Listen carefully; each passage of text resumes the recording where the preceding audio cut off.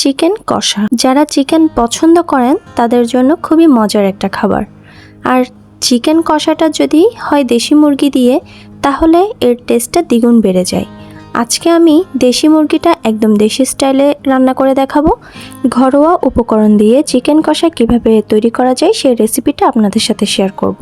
By the way, আমি প্রমি, আপনারা দেখছেন ডেলিশিয়াস রেসিপি। তৈরি করে দেখাবো চিকেন কষা।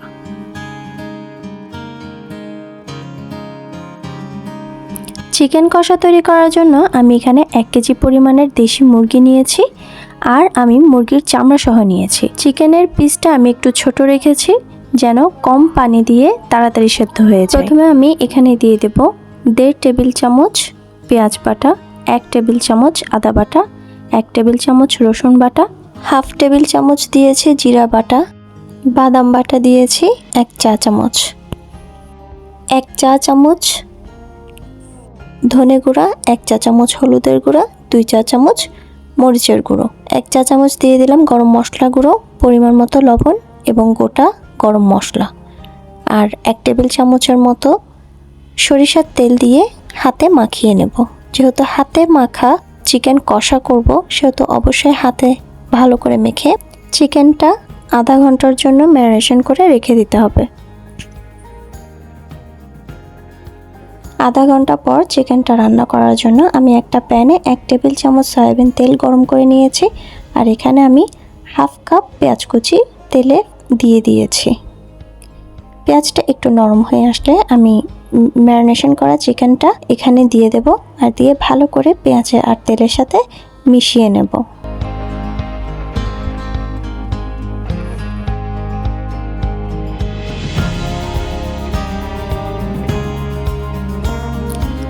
মশলা মাখা বাটিটা ধুয়ে আমি এখানে 1/2 কাপ পানি দিয়ে দিলাম।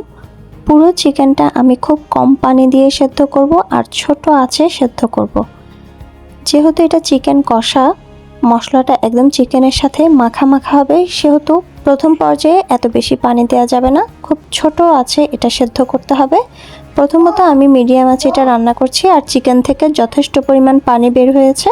সেই পানিতে চিকেনটা 50 থেকে 60% পর্যন্ত সেদ্ধ হয়ে যাবে। এখন ঢাকনা দিয়ে চিকেনটা আমি 30 মিনিট সেদ্ধ করে নেব, আর 30 মিনিটের মধ্যে আমি 2 থেকে 3 বার নেড়ে চেড়ে দিয়েছি। যেহেতু আমি বাটা মশলা ব্যবহার করেছি, নিচে যেন লেগে না যায়, সেজন্য আমি 3-4 বার ঢাকনা তুলে এটা নেড়ে চেড়ে দিয়েছিলাম। আর আপনাদের চিকেন রান্না করার সময় যদি সেদ্ধ হতে সময় লাগে, তখন আপনারা আরও একটু পানি অ্যাড করতে পারবেন।